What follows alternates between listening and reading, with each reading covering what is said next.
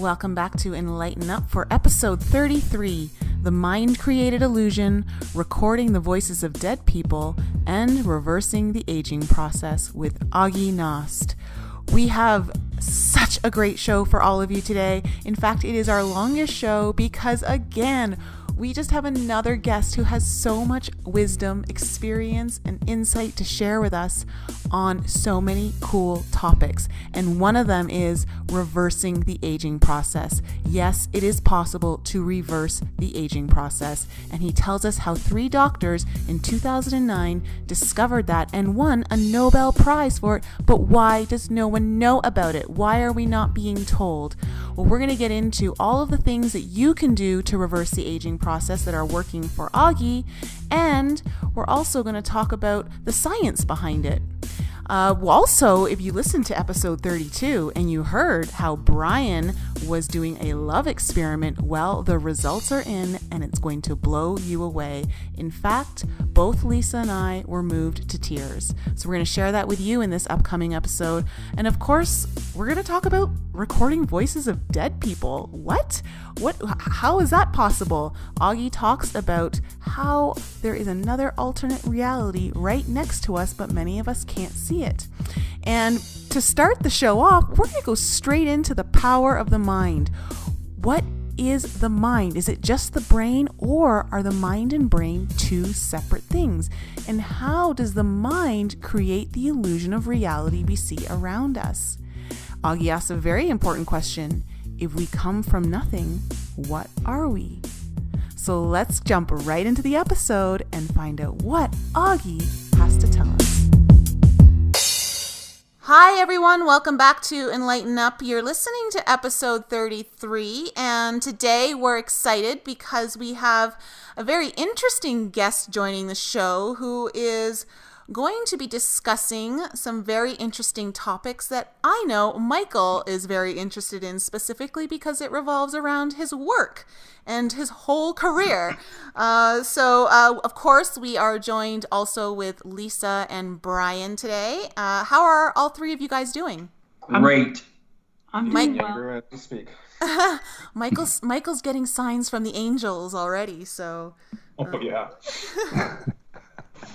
All right, so today we are joined by Aage Nost. He is the author of the book Spiritual Science, Higher Conscious Thinking, and How to Access the Universal Consciousness. Learn how to expand the power of the mind at every level of existence. Auggie, welcome to Enlighten Up. How are you? Well, thank you. I'm sitting down in the southwest of the United States where it's nice and warm. We're jealous. Yeah, you should be. Well, thanks for coming on the show. You have so many interesting things to talk about, and I love your energy. You just got such a great, sweet energy about you, and so really looking forward to having you join us today. Do you want to just tell our audience a little bit about you, some highlights that they might be interested in? Oh, I don't know. I guess that started back in Europe. I was born on a farm back in Northern Europe, in Norway, and growing up on a farm, being the only son, you're supposed to take over the farm and become a farmer, right? Well, that didn't work for me. I had other ideas. So at the age of 25, I left Norway and came to the United States to become a commercial pilot.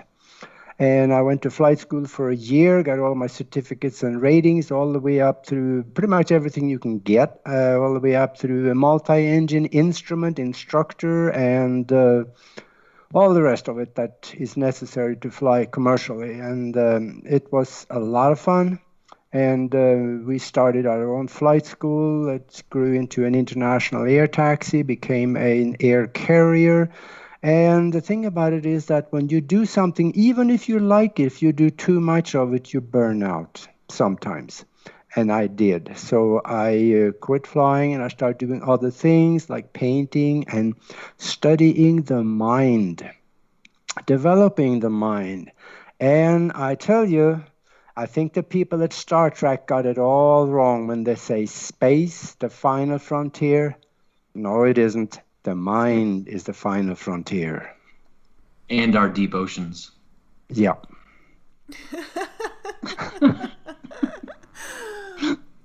Well, you've got some interesting knowledge about the mind. It's very fascinating, some of the things that you've learned and used, learning how to use the mind, because you've said that many of us don't even know how to use the mind as a tool. Yeah, that is true, because we think it's all automatic, and everything, and well, it isn't. And we're going to touch on that very deeply in this show. In fact, we're going to take it to your limit, as far as you can reach in your mind to understand, because I'll explain to you how science even says we can reverse the aging process. Because in 2009, 3 doctors got the Nobel Prize for discovering an enzyme that reverses the aging process, and I'll explain that, how we can do it. In fact, I am doing it, and it seemed to work for me.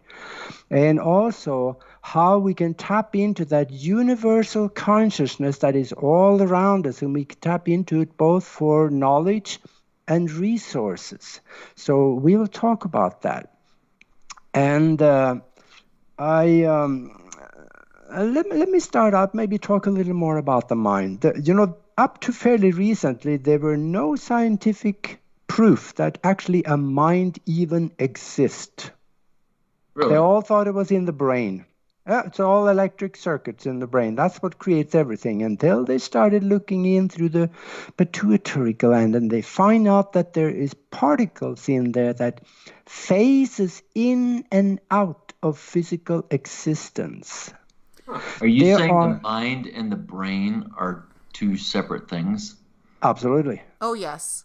There is many experiments, physical experiments, scientific experiments that prove that you can be flatlined and you still knows what's going on around you. So that has happened. I think where we get confused, Brian, is we just looked at those 2 words as synonymously, like they just are interchangeable when we grew up. We looked at the mind and brain as literally the exact same, like a car versus an automobile. It's the exact same thing, but this is a difference. Well, no, car and automobile is not the same thing. And automobile is something that you crawl in and get on the highway and you go somewhere. A car can be a railroad car. It can be many things. Same thing with the mind and the brain. Fair enough. Okay. Yeah. So, quick question, Auggie. You didn't get me on that one. I tried. A Auggie. bike and a cycle. Well, no, that's not going to work either. I'll figure out one. Don't worry. Yeah, I hope you do. When you said that there's particles in the pituitary gland that can phase in and out of existence, did you mean the pituitary gland or the pineal gland? The pineal, and actually, yes, the pineal. Okay. Pineal. Okay. Did I say pituitary? Yeah. No, just because I know they work together and they're very close. Yeah, they do. Yeah. But I meant the other one. But the thing is that, let me ask you a question. First, let me set the stage for the question so you can better understand the question. For about 300 years now, since Newton, we have been told that matter and energy cannot be created from nothing. And then we have some of the sharpest people on the planet, like Stephen Hawking at Cambridge University in England, and many other, or most other, theoretical physicists. They're telling us that their equations on the blackboard using quantum physics tells us that this whole universe was created from nothing. So this whole universe was created from nothing. Everything in it is created from nothing. And if you are in this universe created from nothing, what are you? Am I wrong in saying that those equations on the blackboard from Stephen Hawking, for example, those are still theories, are they not? They have not been proved? There's many experiments that prove that this is real. And it started out as theory, and many of the equations on the blackboard are still theories, but some of them have been proven. And this universe being a mind-created illusion has been proven. And especially the time differential on it, which means that time travel is possible because the future can even affect the past. That has also been proven. So I got a very, very, well, actually 2 sections in the back of my book there that explains how this will work. And in fact, there is a way that you can actually go and do some of these things, so you probably have to look at that. But quantum physics is coming on board now, more and more solidly explained. And if we don't study it all the time, we're left behind, and I am behind on a lot of these things because I don't have time to study it as much as I like to. But there's some really interesting concepts in there, especially the holographic universe. If you go to YouTube and listen to them, some of the quantum physicians over there, and the theoretical or the practical, the experiments, it's going to blow your mind because it has been proven, much of this stuff. So just do that for your own sanity. I did some of it, and I feel better about talking about it. Can I ask who proved it, and is there only proof on YouTube? I have a problem getting my information from YouTube. I mean, is there any information in a scientific journal of any repute? Yeah, there is actually, and some of that I talk about in my book. And let me see here. I'm trying to dig that name out of the If it's on your website, that's okay. I'm just not familiar with some of these. I got it in some of my radio shows too, and I just can't think of the name right now. Sure. But there's one guy. He says that this is the evidence right here. So. Brian makes fun of me when I tell him I saw, some videos on YouTube about a certain thing, and he's like, "Yeah, it's on YouTube, so that means nothing to me." But legitimate people do post videos on YouTube. Yeah, I don't understand why Brian thinks it's illegitimate because it's on YouTube, because it's. Oh, you guys beating up Brian because most of YouTube is kiddie videos, and I mean it's not. The last time you were on YouTube? I don't go to YouTube. Therefore, you probably don't know. Yeah, you don't. Yeah. If you don't use it, then you won't. Like watching the news, you just gotta be careful. That amazes me. I have not seen one of those videos on YouTube, but maybe I'm not looking for it. Exactly. Okay, so back to the mind. You asked the question, if we come from nothing, what are we? And that would mean that we are nothing. It appears to be that way. And if we start thinking about what the mind is, nothing, then we look around us, right? So what is it? Because we see stuff. It's got to be something, right? Do you agree? Yeah. I can understand me seeing something, but how can we all see the same thing? Well, wait a little bit. That universal mind behind it all, that we have a segmented portion of, that has a total agreement about the majority of impulses coming from the sparks of life that is living this existence. It feeds it back, and it correlates to the point where it is strengthened into one unity. Did that make any sense? Brian? He's thinking. No. Okay, well then that's good. That's fine. Say it again for my benefit, because I did not understand it. Okay. The universal consciousness behind it all, what we see here and feel and experience and taste. Okay.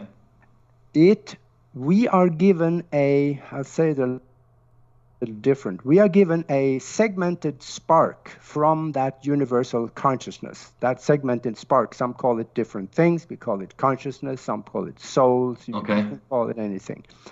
And that thing has both intelligence and spirit.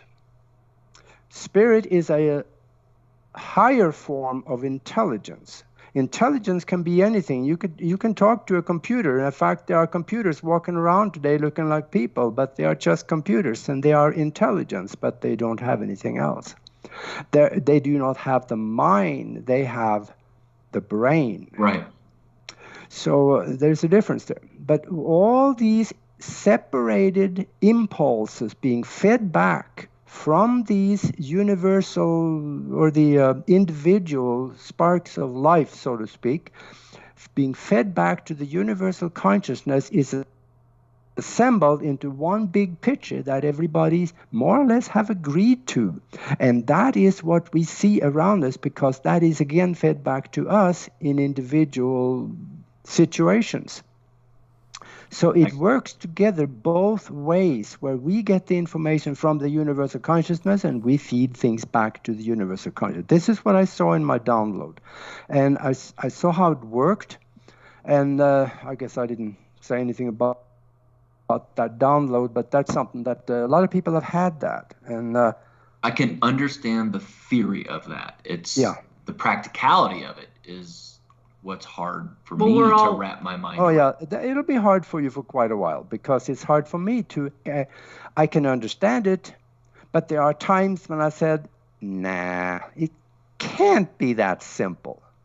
And we're all one. We talk about that law, the law of oneness a lot. Yeah. And I think it's easier to understand when you understand that we're all connected. And that's a great, example, or, a description, of that oneness, what you just described. Well, you used the word agreement. We agreed to be a part of this, or to put our, to send into that common image. And how did I agree, and can I disagree? If it's that easy, can't I just change my reality and see something different? Yes, you can. And why don't you? It's because you don't know how. Exactly. Your understanding of your existence is only in your mind. No, it is in your brain. You're not accepting what's in the mind. You're not opening up to it. Because I think up until a few minutes ago, I thought it was the same thing. Yeah. But our brain is also programmed from the past. What I learned from A Course in Miracles is, this everything I see is what I learned in the past. Whether it's a cup or a table or I'm looking around a placemat or a door, everything I learned about that comes from the past. Absolutely. And how far does the past go back? I'm a hypnotist, and let me tell you this. This one will kind of get you thinking a little bit too. Let's say that if I put you in a soft chair, talk to you for 20 minutes, and I told you that when you wake up, you will see an elephant standing in the room next to you. If I did my job right, when you woke up, it'll scare the crap out of you, but your elephant will be standing next to you, right next to the chair. You could reach out, you can touch the trunk on the elephant, you can feel with your fingers the rough skin on it, and you smell him. Doesn't smell very good, but you can also hear him breathing. Okay, you can see the elephant, but I can't, because it's not there. Now, what happened to your reality right now? Answer me that. Michael. Well, it shifted. What shifted? How? So your reality changed, and what you're not plugged into that consciousness, I would assume. Okay, where did it come from? Did it come from the brain or from the mind? I would assume from the mind. But was I talking to the mind when I was talking to you? I guess it gets convoluted right there. Yes. Because you have now stepped into an alternate reality that you have created for yourself.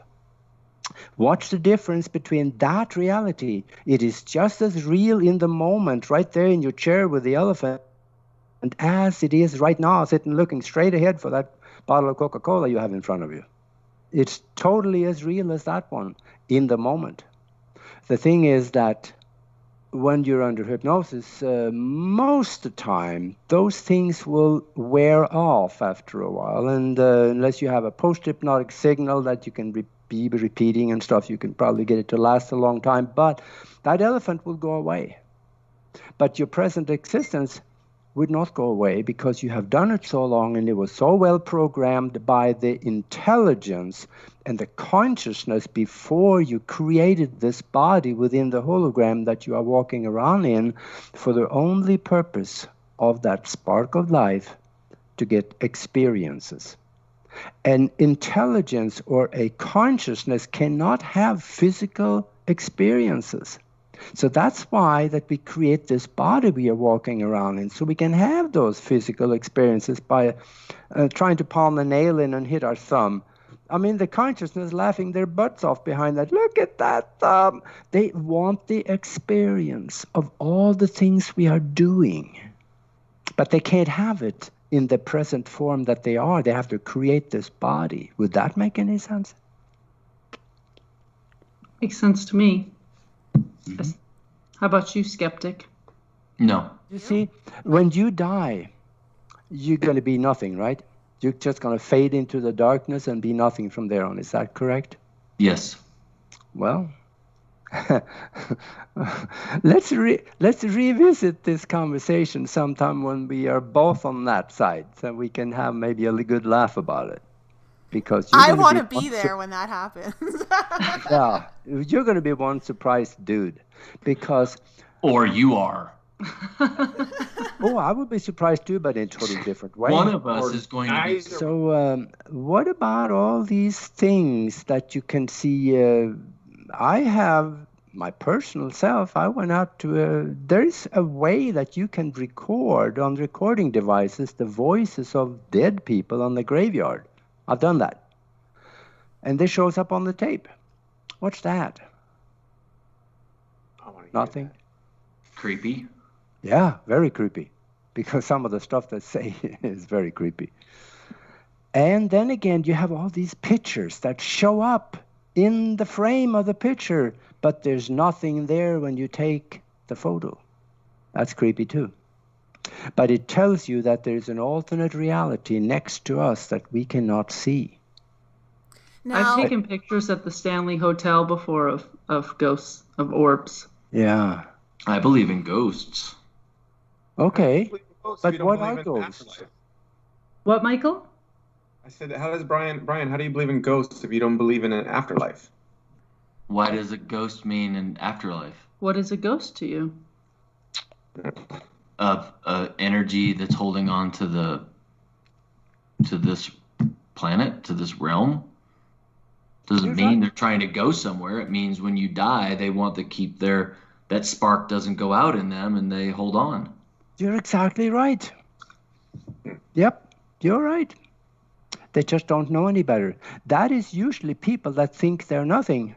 They get stuck here because they don't know what's going on the other side, and they do not accept the help, or they don't find their way through the light tunnel.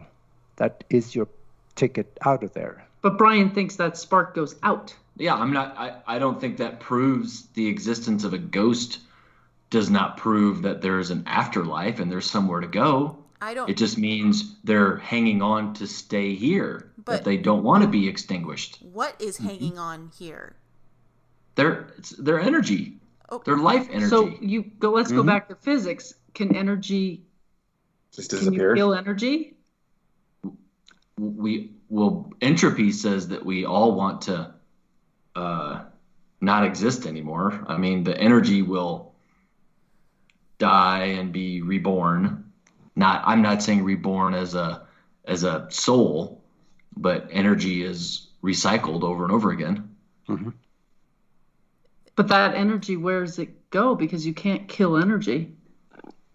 It moves on. Where does it go? When a body decomposes, that decomposition process, there's heat created, and it feeds the soil, and the energy moves throughout the system. Yeah, but the soil doesn't show up on the picture, or you can't hear it in the graveyard.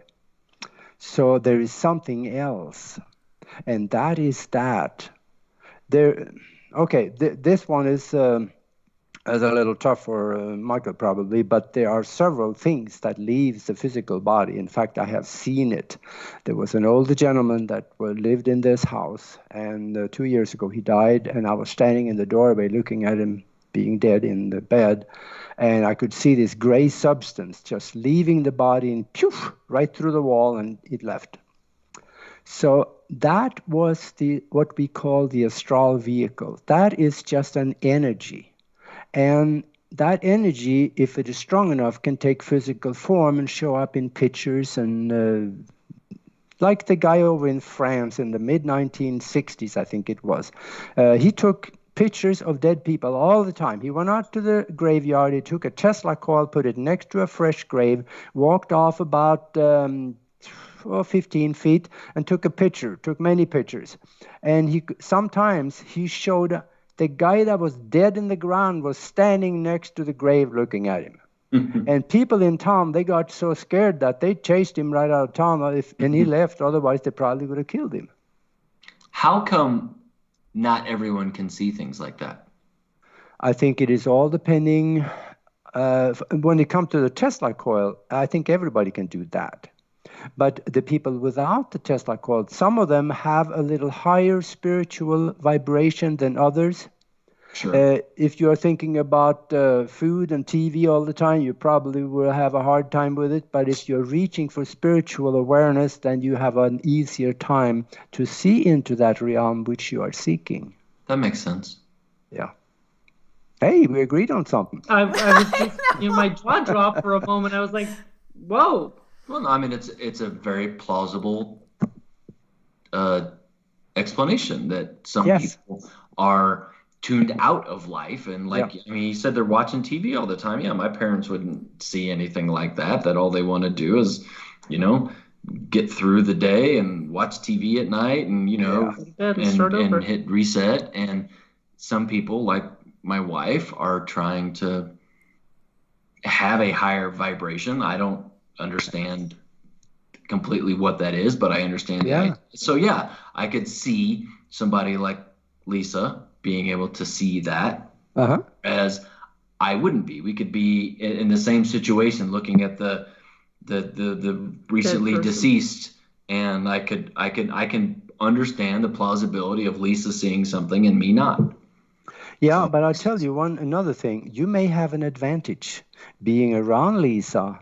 You are in her vibration, and that imposes itself on you in many different ways, and you just may have an advantage. So it could help your vibration to raise a little bit, so you could get some benefits from that. Talk about a husband-wife score. Yeah. Line it up. I like vibrating with you. Yeah, there you go. All right. Keep it family oriented here. I don't think he was referring to toys. No. Oh boy. Oh boy. We like to keep it real on this show, Yeah. So, but you make a good point though, because like, for instance, let me just talk about my father. He only recently in the last 6 months started inquiring about all this stuff and had more curiosity and asking questions. And as soon as he started, that's when he started to have experiences and started wondering, like, he started to get an idea that, okay, there's something beyond this now, because he's starting to experience it. And it's because I feel like he kind of put the intention out there, like that he was interested in learning by asking me all these questions. And so he created a reality, or he opened himself up to that reality to experience it. Plus he was around you. Yeah. He had the same effect, Brian. Yeah. Absolutely. Yeah. I have found that the brain is, let's compare it to a computer. The brain is kind of the hardware of a computer. And the mind is the software which you lay on top of the hardware to make the hardware do what it does. Yeah, I like that analogy. That makes sense. Because if you had no software in the computer wouldn't do nothing. And the same thing with the mind. If you are separated from the software, that intelligence, the mind goes numb. That's what happens when people end up in coma sometimes. I like that analogy. Yeah, and a very small portion of the mind is actually operating through the brain, but it is not the brain. See, the thing is, we've never been taught how to use our mind. And the best analogy I have for that one is, which I've said several times on shows, and that is that if you picked Mr. Average right off the street, stuck him in the cockpit in the left seat, that's the captain chair, on a Boeing 747 and told him, let's go flying. He wouldn't have a clue. He'd be looking for 20 minutes to find the electrical master switch. He wouldn't look above his head where it is. So what would happen here if we took that guy, gave him a year's training in that airplane, and put him back in the left seat in the cockpit and told him, let's go flying? He could take us flying. Same thing with the mind. We've never been taught how to use it. We think that memory is automatic. No, it isn't. That's why we don't remember everything, because we have no concentration. If you are reading a book, this is good for you guys in school. Listen real close. If you have concentration, you will have a much better memory, because if you're reading something in a book, you got a whole chapter read, and then suddenly, oh, I forgot the coffee water. Oh, no, maybe I didn't. Okay, then you go back reading again. Now you had a break in the material going into the mind. So when you start back up again, it goes into a different part of the brain. So now these two are dislocated, so that they will not, when you think about what you read later on, you may remember the portion of some of the stuff that you read, but not all of it, because it was not connected. These techniques are never taught in school, because the teacher told you, okay, here guys, read this chapter because tomorrow you're going to have a test on it. Well, I hated that because I wasn't sure I was going to remember all of it. But why didn't the teacher teach you how to remember? Because they don't know how to remember. They think it's automatic. For some people it is, and I disagree with some of what you said, because memory is chemical. My brain is chemically different than a lot of people's brains. And most children, the reason why as parents we wonder or we're amazed at how quickly our children learn things, and then the next day they do something else and they're able to do that, it's the chemical makeup of the brain. And it's for young children, it's called an eidetic memory. And there is a very small percentage of us, myself included, that have an eidetic memory as an adult. And my brain didn't chemically change in puberty. And I am able to remember so many things with extreme detail. And it's not a trick. It's not a learned thing. That's just who I am. To a great extent, I think you're exactly right, because I have had eidetic memory, and I've studied that. And that works that way to a great extent, even though the concentration also, because that's what Einstein taught us how to do. And the thing about it is that it misses the concept where this guy, there's several people that has come forward and talked about this, and they flatlined on the operating table when they were working on them. They kept them alive through mechanical means. And when they came back, they could explain and tell the doctors what had happened while they were flatlined. Several of these experiments, or not experiments, but incidents out there that prove that the brain is not all there is. There is another memory laid on top of that brain. So this is something that is worth looking into and studying, and we have to do it for ourselves, because there's stuff out there, but these days, you got to be a little careful too. If you find just one incident of something, you may wonder, is that true? But if you have many of them speaking of the same thing, then it starts getting a little more credibility, and there's quite a few of them. So basically, like what Brian's talking about is that he has a gift that most people don't have. And so how do we... Well, I don't know. I think everybody has it. It's just that we may never taught how to use it. He may have taught himself how to use it, or he may have a composition of chemical in the body that allows him to do these things better. There could be, I don't know, it could be many different reasons for it. But in some ways, you're lucky for having that, because that memory, it affects everything that we do. So that's wonderful. It's really interesting what you just said, and this is the thing that's hardest for me to grasp in all of these realms of spirituality. You said, I may have taught myself, which is fascinating because A, it can't be scientifically proven, but B, I mean, it's kind of plausible. If you can understand that you have a higher self or a past life, that, okay, maybe I did teach myself this and I do it now, but my rational brain wants me to just think, well, it's a chemical compound. But it's a really fascinating idea to think about how I exist today versus how I've existed in the past. If I'm a continuous soul or whatever that idea is, that it's really, it's interesting because I want to know, my scientific brain wants to know the proof. I want to see, okay, this is why, but it's just one of those things that maybe can never be understood or proven. Well, it's like some people come here, with this talent to play the piano without ever being taught how to play the piano. Yeah. And I think some souls come with these maybe memories of what they already had learned how to do, and maybe that was something that you for many lives had learned how to do.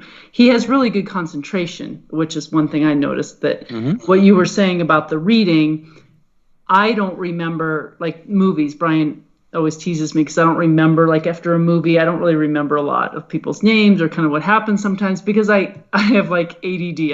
I start thinking about so many other things while I'm watching or reading. Which is what Auggie was saying. You think about this other thing and then you can't remember it. Exactly, because it keeps breaking that train. Yep. Where Brian, I've noticed, the train doesn't break. If he's sitting in front of his computer, I could be talking to him or there could be something going on and I'll ask him later and he's like, yeah, I don't have any idea. I was focusing on this, so I didn't hear you.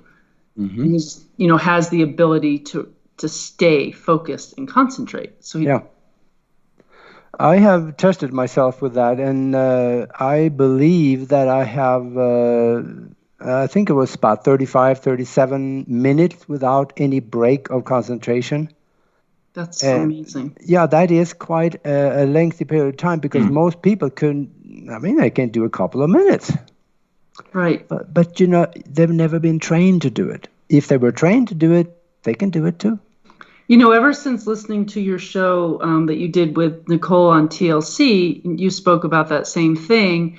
I've been, reading, and I've been thinking about that, like paying attention. It's simply about paying attention. I've been paying attention to myself as I'm reading to see where there's a break in my concentration. Am I staying focused on this story of what's going on that I'm reading, or did I stop and start thinking about something else?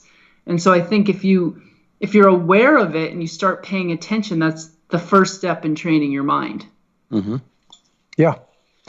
And the thing is funny that you use those two words because that's which two? The paying attention, because that has been my mantra for such a long time. I remember when my daughter was young and growing up, and my ex-wife hated those two words because she said that's all you said. It's like when I would try to work with my daughter on something. I mean, it's that simple. Pay attention. Just stay focused. You want to be better at directions in the city. Pay attention to where you are right now and how you're getting from point A to point B, and you'll remember I can drive somewhere once and go to that place, years later and know how to get there because it just stayed in there because I was present in that moment the entire time. Yeah, and that's something that is learned somehow. My take on it is that you've probably came here and created this body with some previous capabilities that you brought with you.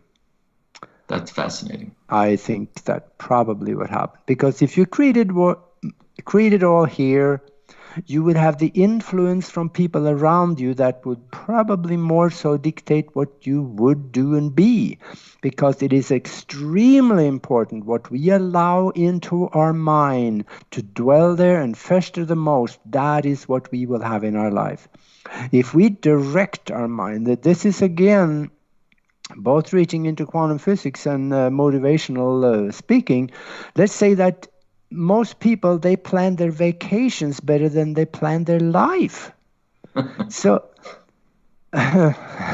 maybe there was some truth behind that snicker, because I sure used to. And the thing is that if we planned our life better, we would have a better life. We maybe wouldn't make so many mistakes. And boy, do I have my hand up on that one. You can create your future before you have to live it. Because I think that's just fascinating, because I think so many of us, and I would put myself in this category. Yeah. We feel like it's not in our control. Yeah, that's the feeling we are given by the media and the government and everybody around us. Let's wait and see what happens. No, I don't want to wait and see what happens. I want to make darn sure that I control what happens. And that is by, let's say if I want something really, really a lot, I create it in my mind. And let me back up a little bit. I'm sitting in the back of a billionaire's airplane talking with him for 2 hours one time, and we were discussing economics and world affairs, and he told me I don't start anything before I first design it in my mind, both in concept and detail. So I understand it, both what it is, what it can do, and who's going to work with it, and how it's going to work. And then I start it, he says. That makes sense, because, Brian, that's what you do with your work. You do that, Brian. I do that, but I don't do it with an expectation that that's going to be my outcome. Why not? I don't know. I mean, I'm listening to you describe that, and my wife is looking at me saying, you do that. And I'm thinking, yes, I do this. But that process is completely disconnected to the end. Completely. I do not think that, because the design is one thing. The reality is something else. You can design something perfectly, and, the best laid plans of mice and men, they don't work out that way. So. Yeah. That is exactly said by someone that doesn't understand what's behind the curtain. Let me explain a little bit about what's behind the curtain. Let's say that you want something really bad. Let's say that I don't care what it is, new house, a new situation, economic situation, new car, and you reach into the future and you say, okay, I want this by next Christmas. I'm going to be walking out the door, getting in that car, I'm driving off, and it's mine, it's paid for. Okay, now every day go back, visualize that car into existence, put color and images and pictures, and emotion is the carrier of thought. So put emotion, love in it, and gratitude for already having it. And then do that every day. Whenever you go back to that thing in the future at the Christmas party, go back. Day after day. Now you're going to start creating a timeline going up to that thing in the future. So you lay down attractor strings through it. That's also out of quantum physics. So now you're creating that timeline going to that thing. And if you keep doing what you can to help make it happen, then when the time comes on the 23rd of December, then you're going to say, okay, I think we're going to do all right. Or you already done all right. So on the 24th, you just walk into it. It is yours. This works well. I've done it. I've done that as well. I mean, I remember when I wanted to buy my first piece of property, like real estate, a condo, and I was so in debt. I had no money saved up, but I just focused all of my energy. At night, I would envision myself in the condo. I would imagine myself smelling the food that I was cooking, running my fingers along the furniture, like just everything, like what seasons it were, looking out the window and what season it was. I would do this, and then I would go to the bookstore, into the magazine section. I would flip through all the house and home stuff just so that it was constantly in my mind. And within less than 5 months, somehow miraculously, I was able to buy a condo. I have no idea still to this day how I managed to do it, but it manifested itself because that's what I was putting my focus and intention and emotion into, like continuously. Like I literally, like you said, Auggie, it's like I was planning for it without realizing when it was going to come, but I was just putting myself in it that moment, in the now. I was making it in my now, so it came into my now very quickly. Yeah. Well, I've got to say that the power of the mind is something that I certainly don't understand, but you guys keep challenging me to use my mind. And, you know, the first time you challenged me to use my mind, I lost 5 pounds in one night. And the second time you challenged me was last week to send good energy to somebody and hope for, you know, a positive change, right? Yes. Well, every night I imagine, and I didn't do it exactly as, you know, we had talked and, you know, to scientifically prove it, but I did it faithfully. And every night I imagined, you know, this energy. I first started collecting energy that other people were sending me and kind of gathering it up in a ball. And then I took my energy and I saw this like large beach ball shape of energy. And then I drove it in my mind, not in a car, but just took the path. And I saw the roads and I saw the buildings and the trees and everything, you know, because my mind recalls it. And I went from my house to my daughter's house.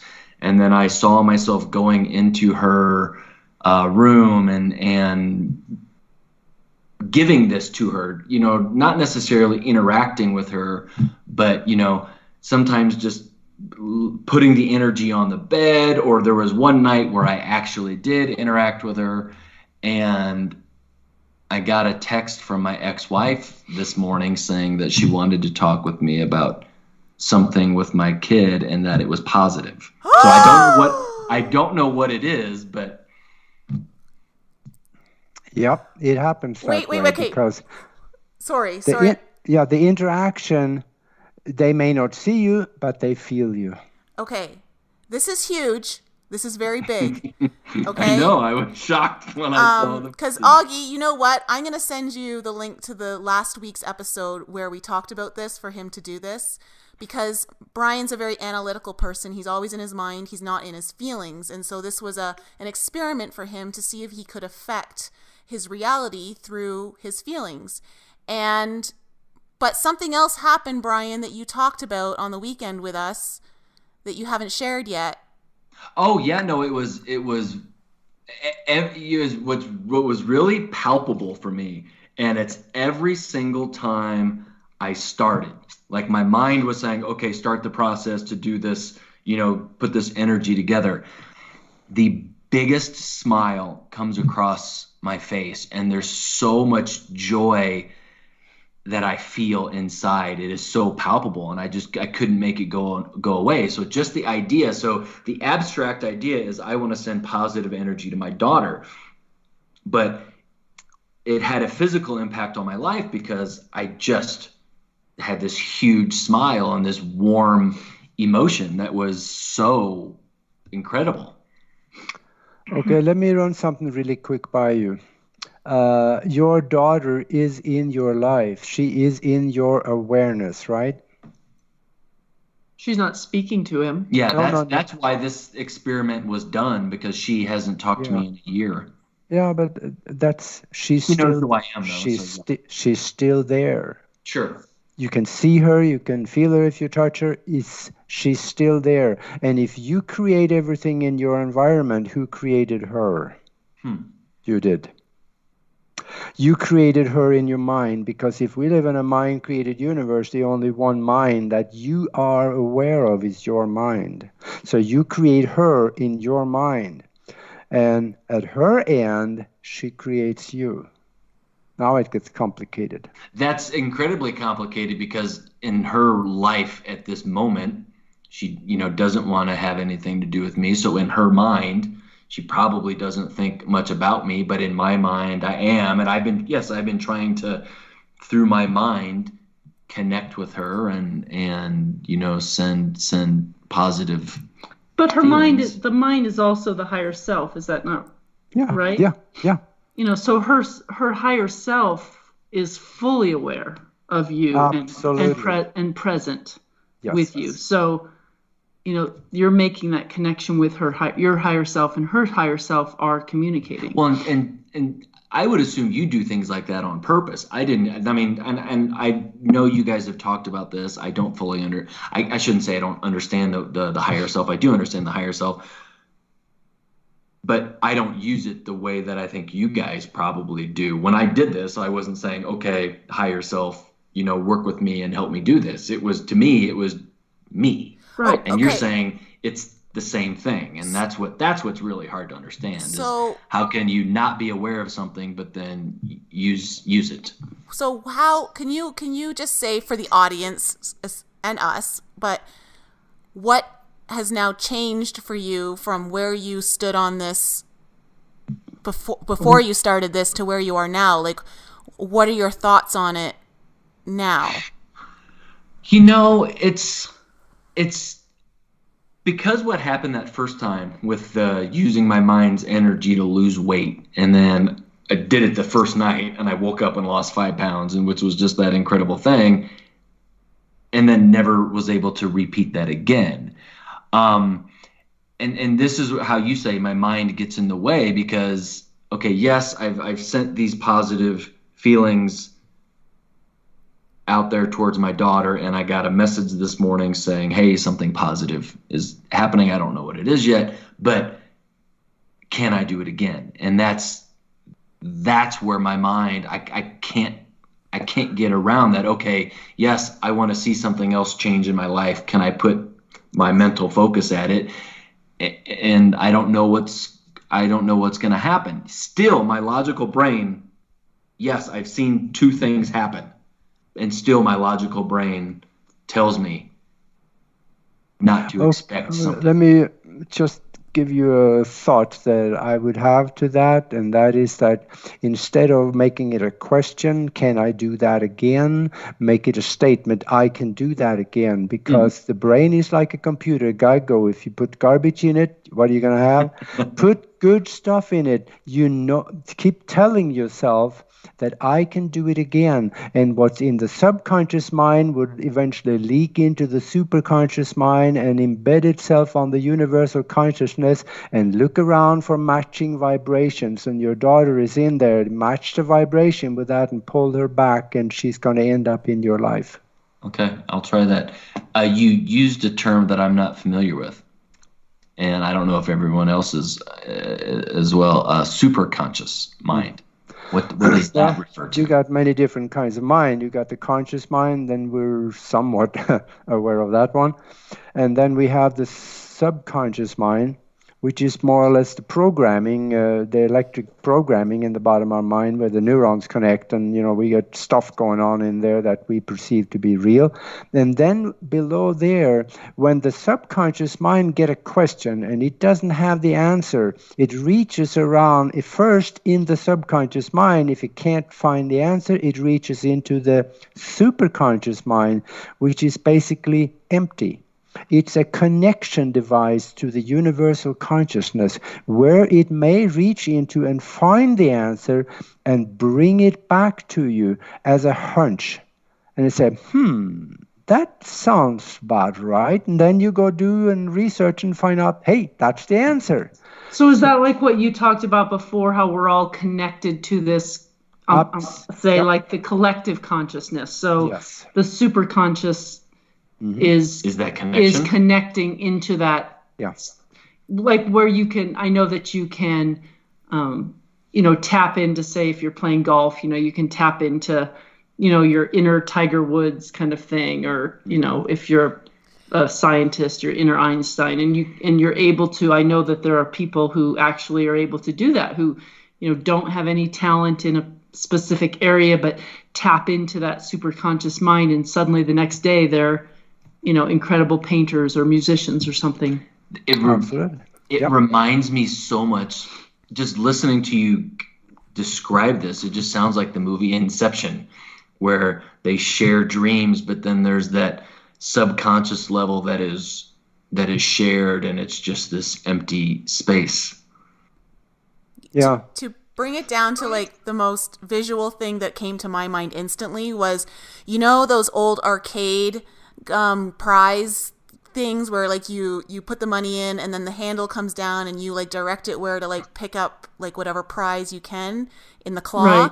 Like I feel like you described the superconscious as like the limitless claw that can go out there and reach out into the universal mind and bring back. Oh, that's a good term for it. That's cute. The claw. The claw. Well, that's just I don't know how like like that. I just see it in the prize thing like that, and that's what you're looking for, right? Big again. But this is stuff is fascinating, and it makes certain sense in my life. I can correlate a few things, like just being in Nicole and Lisa's life. Like so, Auggie, just a little history on myself. Mm-hmm. I didn't think there was anything really spiritual past the word spirit, and when I talked to Nicole and Lisa, and they kind of like opened up, or especially Nicole at the beginning, kind of like opened up like what their beliefs were. It like blew me out of the water. I'm like, what are you guys talking about? You like, what? Give me the drugs you were on. I mean, what's going on? And so it's like slowly they kind of like kept dropping little things of what they believe in, and the vibration thing that you spoke about earlier about being close to people that are at a certain vibration might like help you open up and get, experience things that you've never experienced before in your entire life. Well, I can say that's pretty reassured that is really true to me, because I feel like just being in Nicole and Lisa's life, some weird random stuff has happened to me in the past 6, 7, 8 months. And so I was like, okay, that makes sense. But also I get tripped up on just like Brian, I get tripped up on my own conscious. Like maybe that happened to me, maybe not. And as time goes on, it becomes more like, well, maybe that didn't really happen. Maybe it was just made up in my mind. Oh yeah, we do that all the time. Yeah, and right, and like especially there's something that when something makes me doubt one aspect of this greater conversation of spirituality, if for example, if I don't believe somebody who and feel like they're lying to us or conning us with what they think is the truth, that knocks me out for everything else too. And I have to like almost start over with my belief to get over all the doubts that I have. So I can understand like what Brian's saying is like, you believe it, you lost weight overnight, you have your daughter potentially could be doing something positive. And then your mind the next day is going to go, oh, well, maybe it's just random. Maybe it's a coincidence. Maybe, your mind comes back in and kind of kicks you in the nuts and you have to start all over again.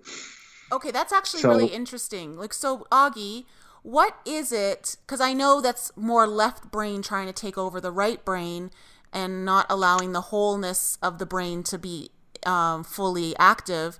But what is it that some people are really just able to move past the doubts and just know that it's true versus, say, like what Michael's talking about and Brian?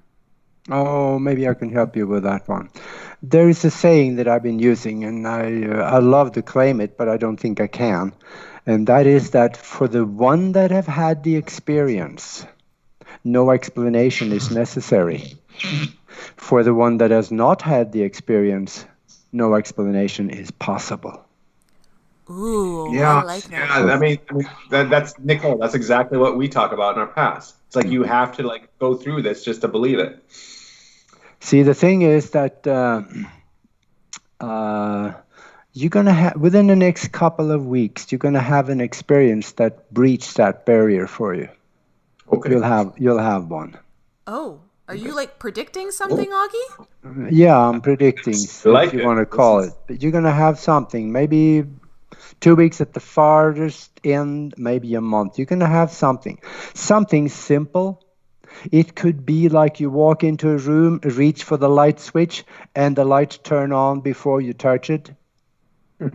Or it could be that you turn around and you see a shadow of something at the corner of your eye, and it's absolutely an outline of a person before he disappears. But it was clear enough you could see facial features. It could be anything like that.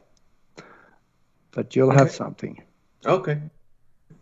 Something to report back on a later show. Yeah. But I actually enjoy that. This is what which it irritates me if my mind is playing tricks on me like that, because I actually enjoy learning and being part of Lisa and Nicole's world the way they see it, because frankly, it's fascinating. I mean, you can't give them. Yeah. But so it's like, then I go back to my, I guess, left brain world or 3D world, as these girls say. And it's like, I feel like, oh man, no, I'm missing out. Maybe it's just not true. You know, these random numbers that they keep talking about, whatever, coincidences, all this stuff gets in my head and just kind of makes me feel like I have constipation of the mind. Yeah, I know the feeling. But there's another thing too, that a lot there. You know, there are psychics out there. Some of them are better at it than others. What I don't talk a lot about anymore is that because I can't prove it. I don't have anything that can actually prove I did this. And for 13 weeks, I was doing a radio show out of Sanford, Florida, where I was giving psychic readings on the radio. And if you're on the radio, you got to be good at it. Otherwise, they'd laugh you out of town. So I was with a master psychic, and she was good. The police used her to find missing people and kids and stuff. And I was just kind of there for the first 6 shows. I was more in the background. But after that, I had started to develop something, and because other things that I did in my mind too. And the last few shows, we were so good at it that half the time we guessed the person's name when they called in. And we were pretty accurate in what we were doing.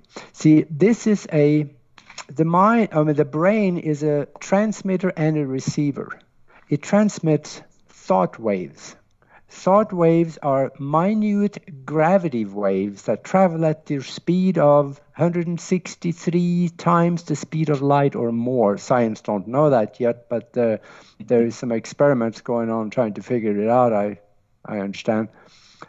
But it's an instant or seemingly instant contact from mind to mind when you are able to match their frequency. And we got good at that. So that's another one for me, because if it was just the brain, we couldn't do that. There is a mind involved, because that's beyond the electric circuitry in the neurons. And the pineal gland is the connection to the mind. Is that correct? Yeah, that's where it comes in, and that's where it goes out. That's the major transmitter receiver. Yeah. Yeah.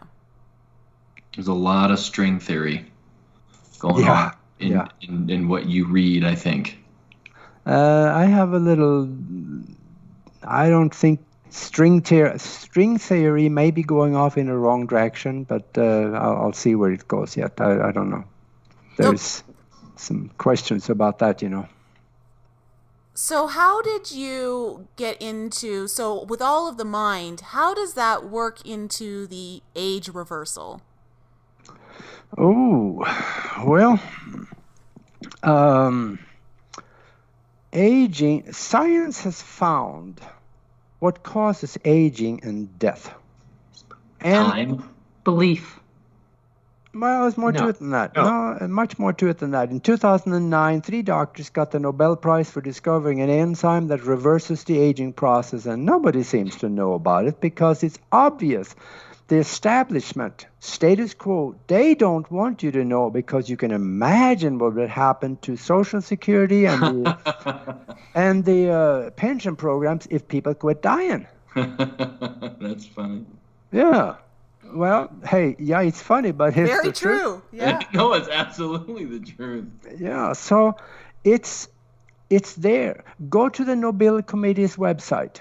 Go to 2009, scroll down to medical submissions, and read the papers. You're gonna like it, because it explains what causes aging and death. All right, let me go through this. Aging is caused by many different things. The people that did the genome project, they found it to be caused by 3 things. And that's probably true. It's just that maybe there's more to it than that. And what are these related or separate? The 2009 Nobel winners, that's separate from the genome research? Yeah, it's totally separate. Okay. Different reasons. But what they found in 2009 or before, when they built up to that, Nobel Prize, was that when the cells divide in our body, every time they divide, the end of the chromosomes get a little bit shorter. They lose a part of their end of the chromosome, which is kind of like the end of a shoelace, because the end of a shoelace is this hardened little tip there that you used to put through the hole to, pull the shoelace tight. And part of that little tip of the shoelace goes away, loses it every time that you replicate the cell. And after a while, when you have replicated those cells many, many times, then the telomeres at the end of the chromosomes get so short they are no longer able to keep the chromosomes together. So they start fraying at the end. Look at your hand, spread the fingers out. That's what it would look like. And now the chromosomes and the cell are no longer able to replicate themselves. So you get stuck with old cells in the body.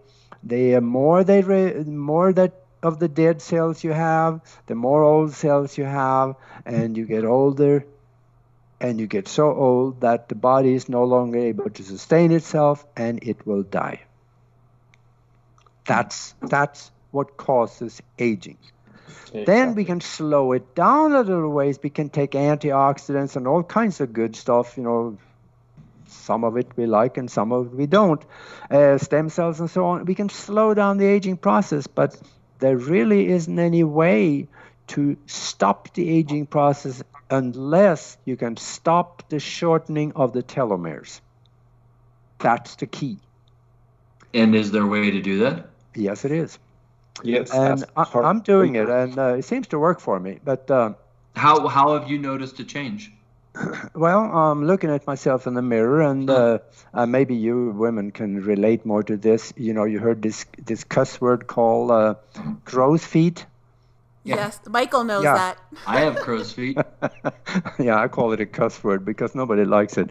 At the end of the day, they seem to be going away on me. So I know there's something good happening here. And the thing about, I have researched this a lot, and it really reaches into a concept that actually brings up the word immortality. And when the question is immortality possible? I would say, first of all, theoretically, yes. But in practice, sooner or later, you're going to step in front of a bus, or you're going to have a meteorite hit you in the head. Accidents happen, because now we're talking living millions of years, and I doubt that's theoretically possible because of accidents. But the body can actually stop aging or regress, or youthing is what some people call it. I did some research, and I found 2 people I want to mention. One of them, he was a Chinese university professor that came to New York in the mid-1950s on an exchange program to a university there. And a U.S. university professor went to China so they could kind of exchange, concepts and ideas and stuff. And this Chinese, he went out in New York with some colleagues, and they had dinner one night. And he got food poisoning and died. Well, you know what happened then? He goes to the morgue, and they start going through his papers, and they look at the passport, and they call the ambassador and say, something's wrong here. This guy is 154 years old, but that can't be right. And the ambassador said, yes, it is. And they asked the ambassador, how can that be? And he said, well, first of all, he did not believe he could die. And for the second, he only ate Chinese herbs and berries. Well, it's a little different than the American diet and the American mindset. We all know we got to die, right? Well, I changed my thinking on that. Me too. I don't know I'm going to die anymore because I'm going to do my damnedest to make sure it doesn't happen until I'm ready for it. Well, I think it's, it is partly belief. It is health and what you eat, but it is also what you believe in. I know I listened to one of your interviews on, again, the TLC show, and you spoke, which I really resonated with me, about religions and what they teach. Yeah. About the afterlife, and that's like a mental disease. Like, we've been programmed to believe this. And if you want to tell that for our audience that didn't hear your other interview, I think that's fascinating. Well, that's the thing. See, if you're eating poison every day, sooner or later it's going to kill you. If you believe the wrong thing all this time in your life, and the wrong thing you believe is that, well, I'm going to grow old and I'm going to die, guess what's going to happen? You're going to grow old and die. There you go. So if you change your mindset on that in a mind-created universe, if you have your total different set of mindsets on it with the intention of not growing old, that if it won't do it on its own, it will help. This is kind of an awkward example, but I've been babysitting this 3-year-old lately, which I believe, you learn so much from these little guys, these little kids. They just have so much to teach us. But today I was playing with him, and he wanted to play this game of some game show or something. And he said, he won this great thing, and he had this backpack he put on. He's like, oh, look what I won. And he turned to me and he said, yeah, you didn't win anything. And I said, oh, okay. I said, well, congratulations. Like, that's a great backpack. And he said, no, you're supposed to be sad. And I just was like, wow, the programming that has already gone on at the age of 3, where he has learned that he believes that he's supposed to be sad. I'm like, well, we're going to try to undo that right now. Yeah, somebody told him. That's a choice. Like, I can choose. I'm actually choosing to be really happy because I love your prize and it looks great on you, and I'm really happy that you got it. So I'm not going to be sad. And I just, when you talk about beliefs of death, I mean, it goes into so many things that society and school and just have taught us about what we're supposed to believe, which isn't true. We don't have to believe these things. These things are a choice. Can I just throw a little seed out there to plant in everyone's consciousness? Yes. Auggie, you said this came out in 2009, this discovery with the 3 Nobel Prize winners, and that no one knows about it, and that you said, of course, it would have a huge detriment on, Social security. Yeah, all of that. And, of course, it makes so much sense that people die at a much younger age, because think of all the wisdom that we would incur if we lived a lot longer, and how much we would really catch on to what's going on behind the curtain and who's really pulling the strings if we actually had enough time here to really learn more.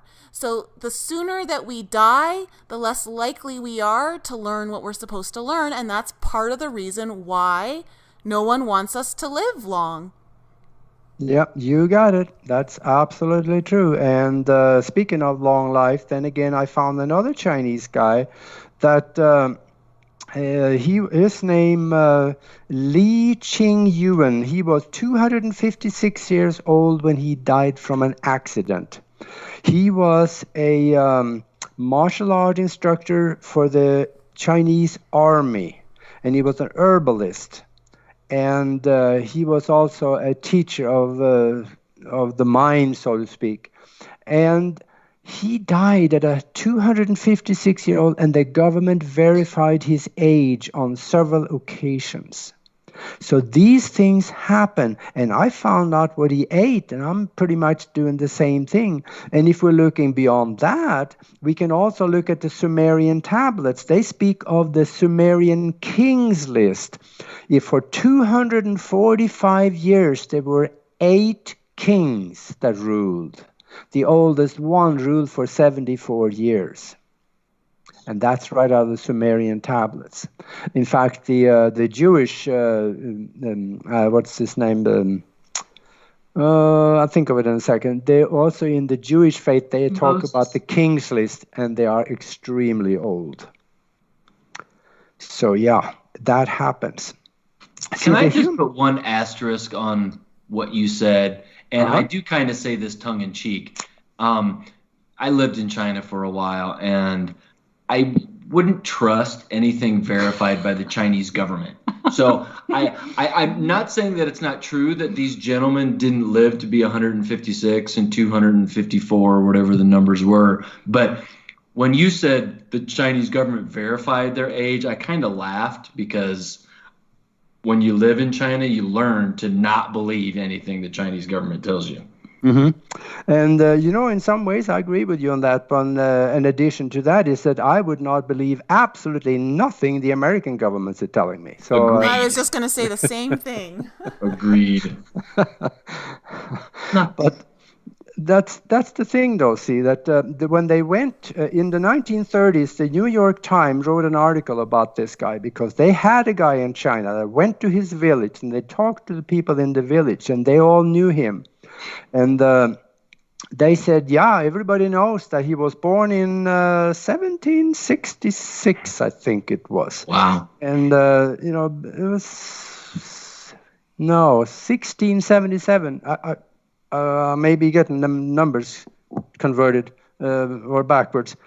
But the thing is that these things happen. And he's not the only one. There are others too. I've also found there's a Falun Gong teacher in Japan that is still alive. He's at 242 right now, and there are written records of Yang Tai in the Fujian province in China. Those are written records back in 881 AD. And he died in 1325 AD, is 444 years old. Of course, you can question those old records, but there's an indication that stuff like that happens.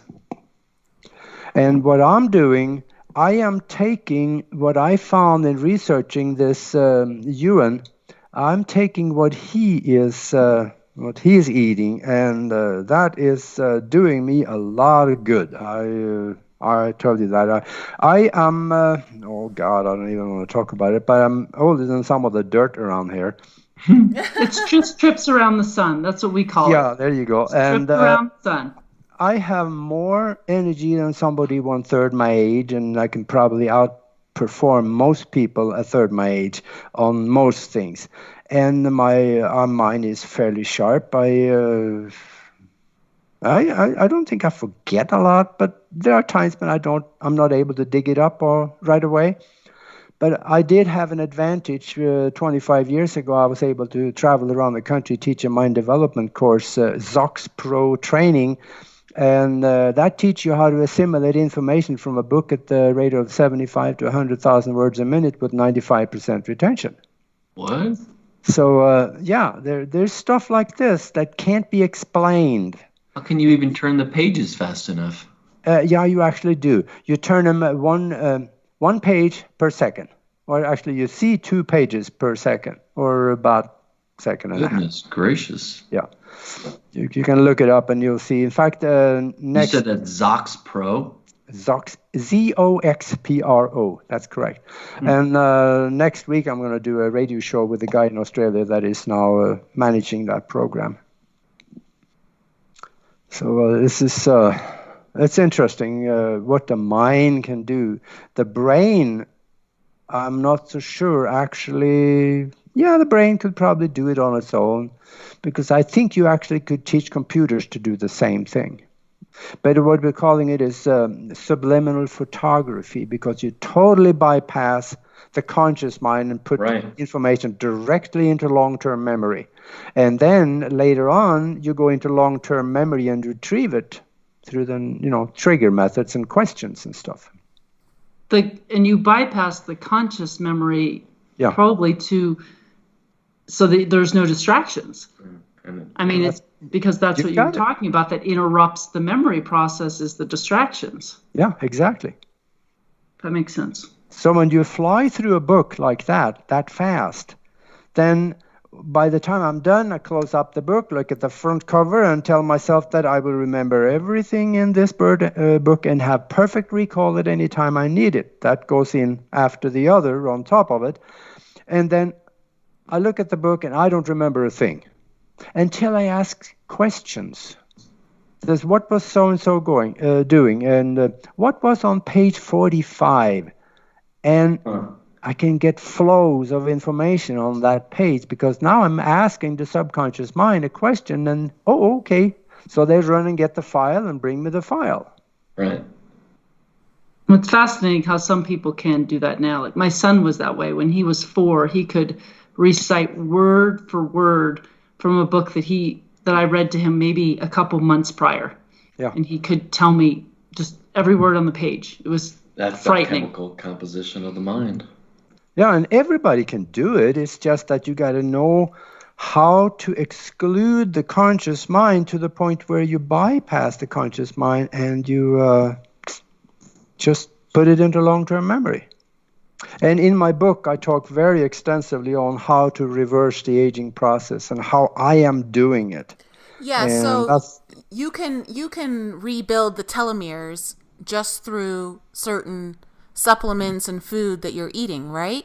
Yeah, it's a little more than that. You got to also have total conviction of that it work. Even though they keep telling me that you don't really need that. All you need is the specially 2 supplements. And if you want me to, I'll read them off to you. Yes, please. Well, I think that, I'm sorry to interrupt before you read those off, but it really depends on where you are at, like right now, say in your diet. If you're someone right now who's sitting in front of the TV, 6 hours a day or 4 hours a day, and you're eating fast food and unhealthy stuff and Coca-Cola and all that, and then you decide, I'm just going to start taking these herbal supplements and I'm going to be all better, and I'm going to see these great results.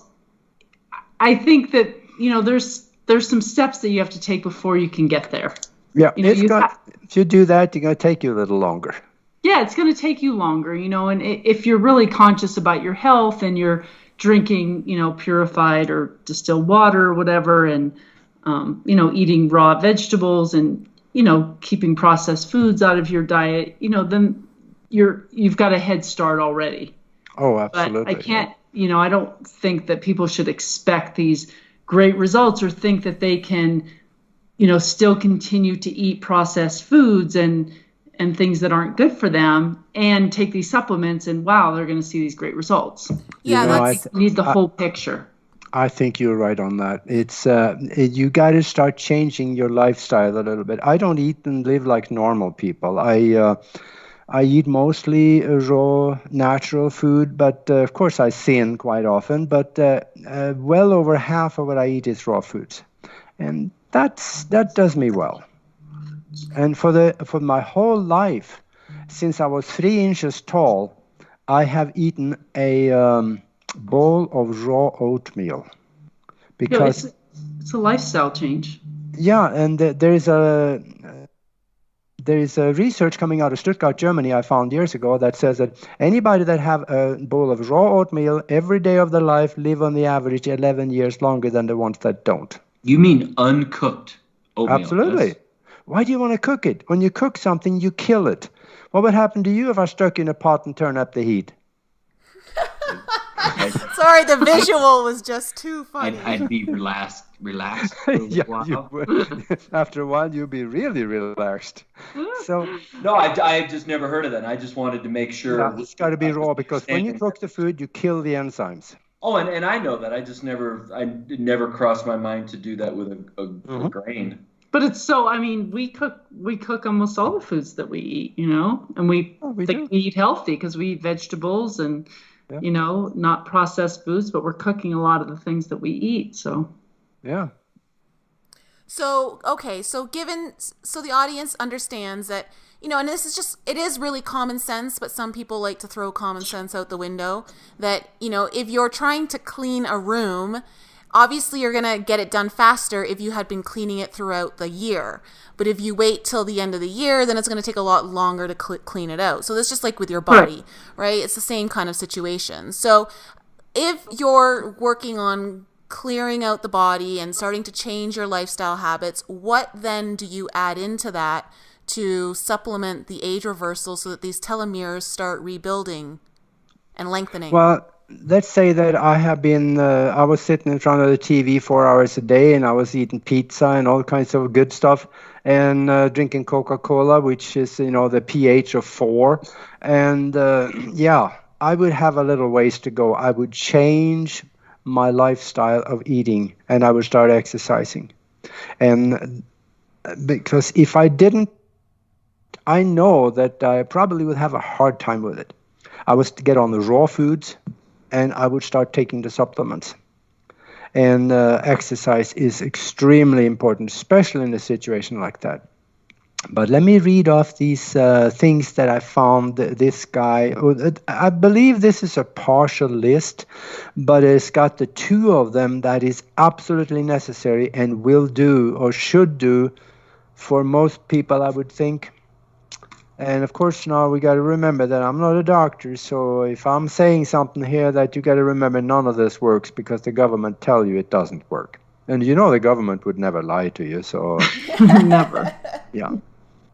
So I would say this was the guy in China, the 256-year-old man that was written up in the New York Times from the guy that went there to the village and talked to the other people there. He said that the guy, he ate ling shi. He ate a lot of goji berries. He ate wild ginseng, and he shou wu. Also, gotu kola, and the most important, and then there is this Chinese immortality herb, and they call it that. It is called jiaogulin herb. Let me spell that one. Jiaogulin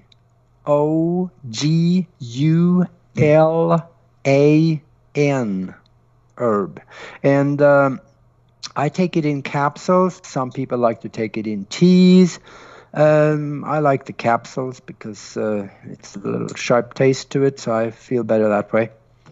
And this, I do it in the morning and sometimes in the middle of the day, like 2 in the afternoon, and then I do it in the late evening before I go to bed.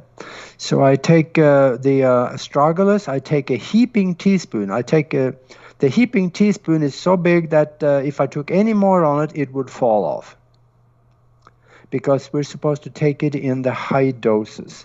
In fact, there is a pharmaceutical, they call it pharmaceutical equivalent of astragalus. They call it TA65. It's supposed to reverse the aging process. And they're not promoting it very well because the results are somewhat questionable, which makes sense to me since it's a pharmaceutical. But anyway, you can research TA65, and you can find that it'll probably set you back about $400 a month to do that. I'm preferring to do it with the real thing that the guy in China did, and it'll set me back probably about $50 a month. There are ads when you're in the subway station in China, and it says, the rhinoceros horn is the same as your fingernails.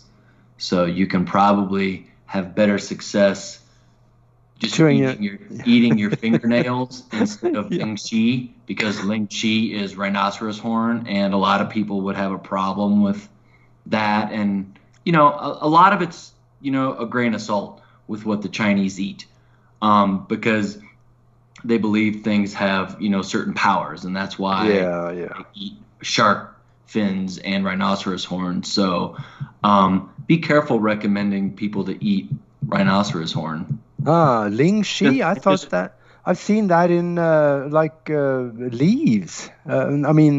Just little plants.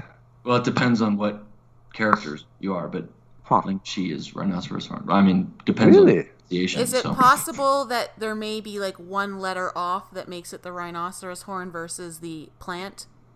Knowing what the conversation is about and that this is about health, I think it's the rhinoceros horn, because the traditional Chinese believe so much about those things, that certain animal parts had so much power. So I would be surprised if it's a plant and not the rhinoceros horn. No, but is it possible that it could be both? Like, of course it's possible, but my understanding of the Chinese and what they eat, that when he said Ling Shi, that it's rhinoceros.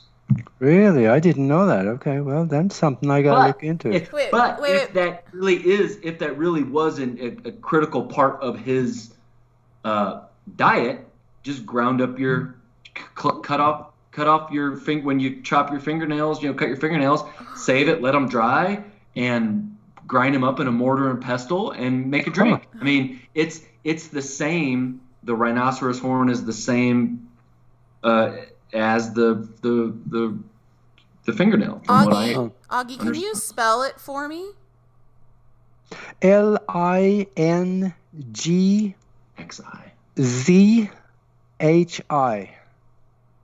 Lingzhi. Oh, that's like a mushroom. Okay, so you said Ling Shi, which would be XI. ZHI would be Lingzhi.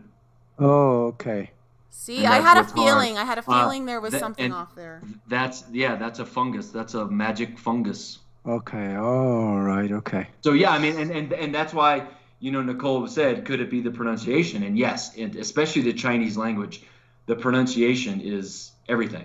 Okay, so Auggie is not recommending that you go and eat rhinoceros horn. He's recommending that you. But now you know it's Lingzhi. And if you do, would you let me know what it tastes like? The ZH is like a J sound. Okay. Do you speak Mandarin? A little. Okay, good. Okay, cool. So this Lingzhi and astragalus are the two most potent things? There is actually a medical group in California, the UCLA, I think. They did some experiments with astragalus, and they found that they compared it to the TA65. And I have a book on the shelf here saying that there is no real difference between TA65 and astragalus in reversing the shortening of the telomeres. No, just the shortening of your wallet. Yeah. Okay. So I was given astragalus when I was 20 by my naturopath, and so I started taking that. I stopped, which I'm actually going to be now taking it every day. But yeah, like she gave that to me as something to combat stress and to help remove the effects of stress on my body. Yeah, it's supposed to do that. That's true. So that makes total sense to me. Mm-hmm. So I just looked up Lingzhi, and just for the listeners or anybody else, if you're looking for the mushroom or the fungus, it's called glossy Ganoderma or reishi mushroom.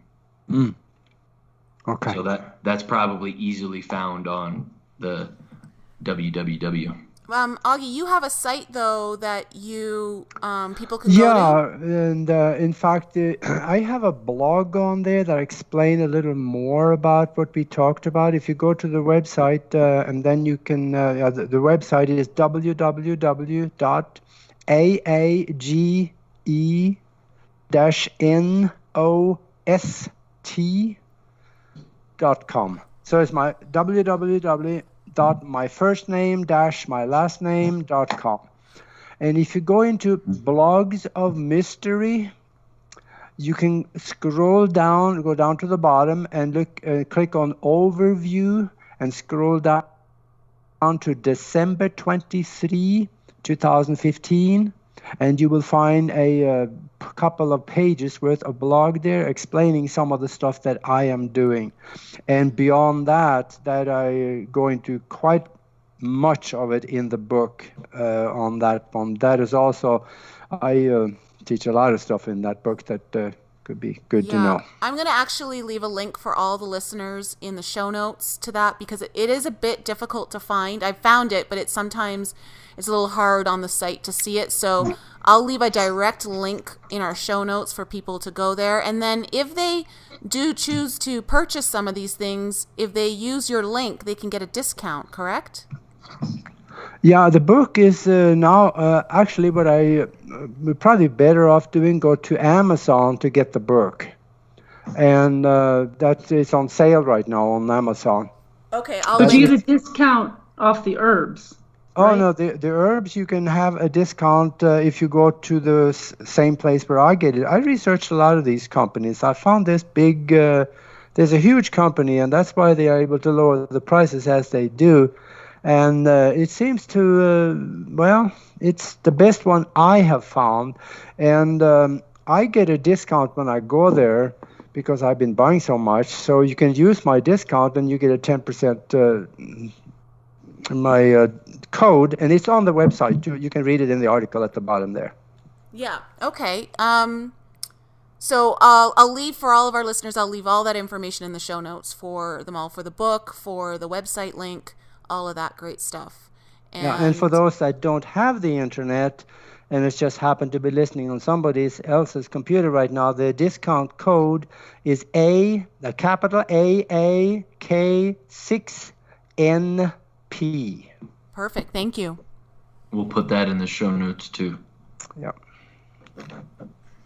So, Michael, you're like the death expert, anti-aging man. What do you got to say about all this? Well, Creams. Everything he said, especially about the telomeres, which I've been studying, and it's so funny. When I teach these classes, I go, if we can find a way to stop shortening our telomeres, we can live. Like, aging is a disease, and I always looked at aging as a disease for especially the last 10 years. This is why I don't celebrate my birthday. I don't talk about how old I am. I don't care. I don't care about how many times on a calendar I went around.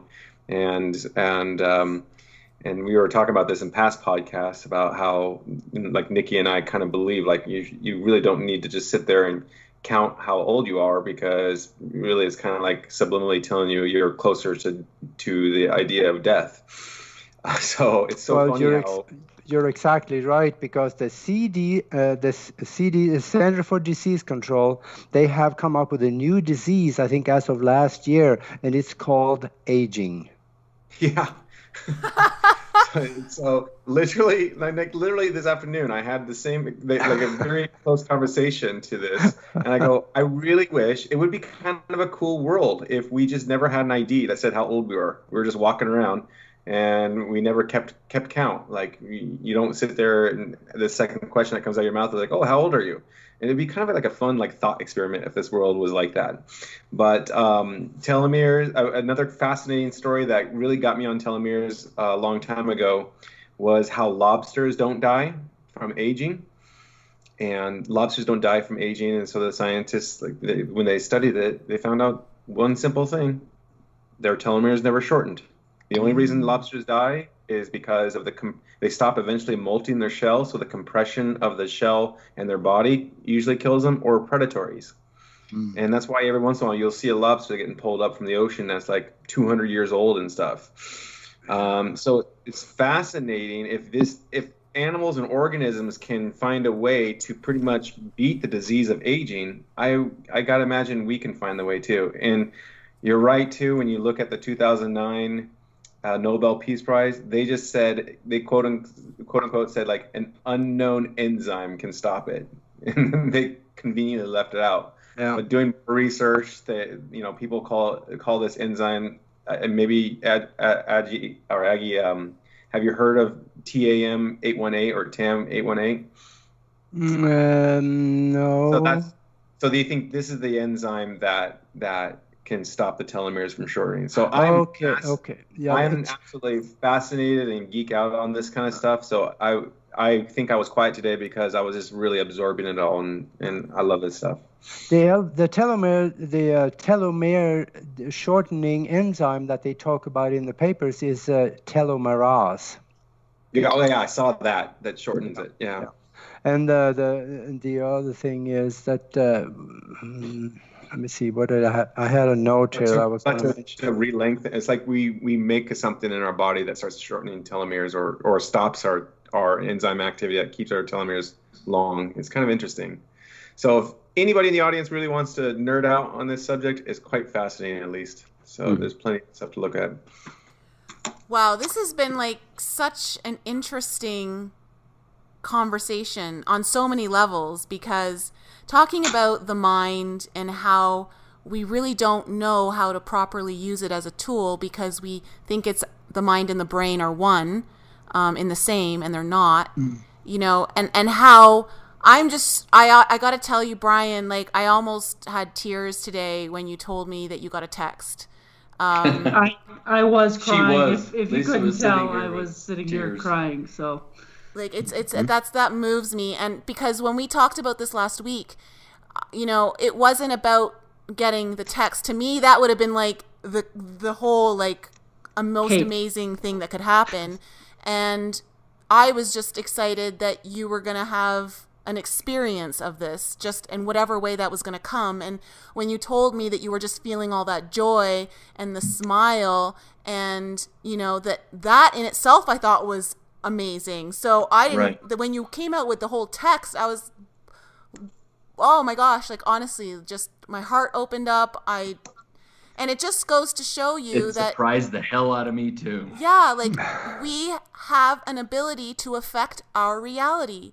And if we put as much attention and focus into it in the way we do in other areas of our life, like Auggie said, planning our vacations, what is it that we are so capable of doing for ourselves? I think it's limitless. I'm going to go out on a limb, and I don't mean this in a bad way, but I would guess that Michael didn't put positive energy to find Lady Love, but he is going to tonight. Me? Yes. You're Michael. You were challenged Lady Love? as well what last are you talking about? You were challenged last week as well, and I was just guessing you were probably like, I'm not going to do it. And then you hear what I just said, and you're like, I'm going to put my energy out there now. Yeah, I forgot. Maybe that's why. Yeah, I think there's hope for you guys. Thank you, Auggie. Thank you. Yeah. You're welcome. We're kind of like we're like gonna put a whole thing out there to all the women or men who have someone in their life who's a total skeptic, and you want to make them believe. Like, just bring them on our show. Let them come on our show for a few weeks. Yeah, because we do have it out there that we'd like to have a show, you know, with some random people who would like to ask some questions. So, you know, we better if it's a skeptic. So if you're a skeptic, bring it on. Yeah. Well, actually, it creates a more interesting atmosphere because skeptics, God love them, because they bring up stuff that we haven't thought of before. And I got thrown things at me tonight that I just said, wait a minute, he's on to something. And it opens up our mind. I'm learning something, and I love it. You know, and I'm going to make a plug for Nicole's video that she put out today about friends, and just the fact that, you know, we can, whether you're friends or not friends, but just that people can have a different opinion of you or what you have, and we can still get along, and it makes for a more interesting conversation. So, you know, instead of shutting your friend down because they don't believe the thing that you believe, it's a lot more interesting to say, tell me why you think that, you know, and just have a open, honest, respectful, non-judgmental conversation about it, like we do here on the show. It's, you know, we all get along just fine, and we obviously have different views on things. Mm-hmm. And we're constantly learning from one another, you know, like it's like Auggie said, like when Brian or Michael ask certain questions, they're questions I would never even think to ask. But then I'm like, oh, that's an interesting way of looking at it, or I didn't think about it that way. And it just helps my mind expand and look at other possibilities. And I think that's what it's really all about, is as long as we keep expanding our minds, then we're going to be allowing so many more possibilities into our reality.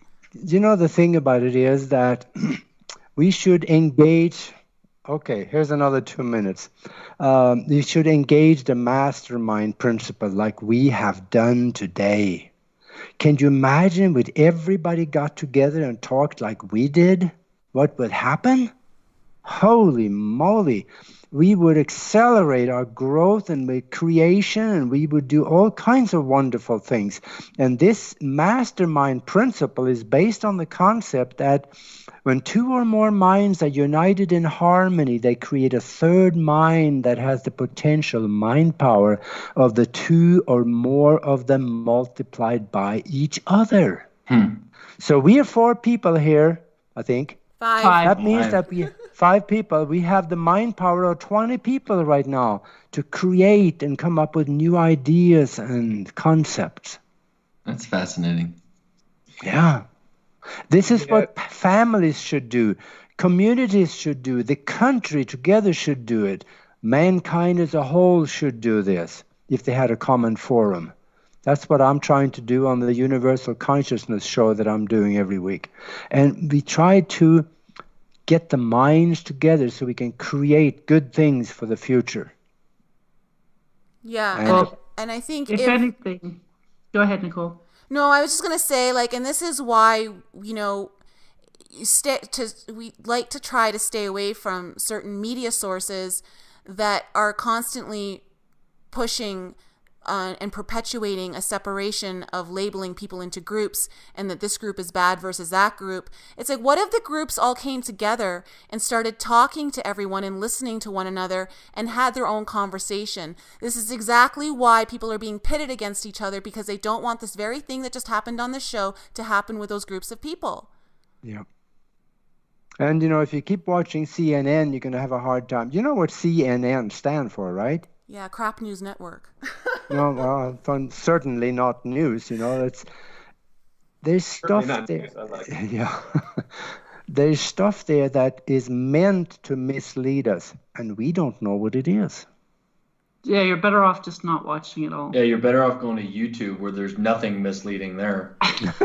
You know what, Brian? I'll tell you this, Brian. There are people who are incredible independent content creators on there who are not being paid by a corporate agenda and are simply out there just speaking from an independent mind point of view. And I would much rather listen to someone who's just speaking freely and putting out mind-provoking information without an agenda to make money. You know, like where, you know, you listen to these mainstream news sites and there is such propaganda coming out left, right, and center, and they're controlled by these massive global elites who own everything and control the amount of information that you can receive. And I don't like having the information told to me what I should be learning and what I shouldn't be learning. So what I like about YouTube is that I can go on there and I can pick and choose what I want to learn. And I discern for myself what feels right and what doesn't. I don't let someone else tell me what's right and what's not. And there's a much broader perspective there too. You can see all sorts of different points of view, and you can decide for yourself after watching all these different things that maybe what the truth is. The problem that I have with it is it's not fact checked or who's checking. Oh no! Some of it is. I'm not saying that about I don't watch the news, so I'm not saying go out and watch the news. I'm also putting the same thing on YouTube. Who is checking the veracity of what people are saying? You can say anything on the internet. Okay, but Brian, so here's the thing. They might be saying thought-provoking things, but it doesn't mean it's true. No, okay, here's the thing. It is time for people to stop putting their trust into other people fact checking for them. People should be doing their own fact checking. But that's my point. Are you fact checking what these people because are saying, the people, or are you just believing it? No, because these people that I'm watching are backing everything they're saying up with facts. So that's why I choose people who are actually basing their knowledge and their information on facts. Totally agree. Okay, so like that's how I get to discern that, right? That's how I choose to take my information in. I'm not going to listen. Sure, there are tons of like content creators out there who are very misleading and are pushing, you know, a narrative that suits what they believe. And they're totally able to do that, and that's within their right, because I don't believe in censorship. I totally believe that people should be able to say what they want. It's up to us to discern what is right and what is true for us and learn those skills so that no one can trick us, no one can deceive us. I think that's really important what you just said, that we need to learn those skills. We shouldn't put all our faith and trust in, you know, the government or this news network, that they're just, you know, oh, they would never deceive us, so I just have to go there to get my information. I think that we have to learn to look through maybe a plethora of information and discern for ourselves what feels right for us. And I think that's a skill that we haven't been taught. We've been taught, just trust this source and, you know, you're going to get the right information. And look where that's led us. Yeah. Yep. Down a dark path. Well, so, I mean, okay, so this is like almost 2 hours long, this episode already. Like, Auggie, great show. Yeah, I know. Like, this is why we said at the beginning of the show, you know what? If it goes long, it goes long, because I'm not going to stop great information from coming out. That's for sure. Yeah, get some more ice cubes. Yeah. It was fun. Yeah, thank you so much, Auggie. So I'm going to leave links for everyone down below to everything that we talked about today, so it's a little bit easier. And of course, to our audience, you know, do your own fact checking and fact check everything that we've talked about today, because the information is out there. And Auggie, thank you so much for being such an incredible guest. Maybe we can have you on again in the near future, because it just seems like this conversation. You just call. Yeah, this conversation has not ended. I think there's so much. Let me know if you want to go to China. I'll take you. I've been there once. Oh, great. 2 weeks, Auggie.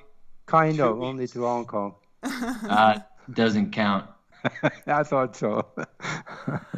All right. Well, you know what? I think I know Michael has already ordered half the stuff that you mentioned on this podcast story. So we're gonna try some of this stuff, and I'll see how it goes. I'm up for trying anything. So. Yep. All right. Well, thank you so much, Auggie. It's been such a pleasure, and we will have you back on again soon. Okay, then. Okay, everyone. You just let me know and send me a link when you have it. I will. Thank you, Auggie. To our listeners at enLIGHTenUP, please, if you would like to be on our show in the upcoming future, please send in your application to our email, info@enlightenup.us. Just give us your name, what questions you'd like to ask us, and why you'd like to be on the show, because we'd love to bring in some of the audience members. We love to keep the conversation real, and we love to have some of you on here with us. So we're going to be doing that, and please share this episode with so many people, because we would love to encourage more people who have diverse ideas and don't think the same way to come together and have a very open conversation, because I think it will change this world if we can all communicate. So thanks again, everyone, and we'll catch you again next week. Bye.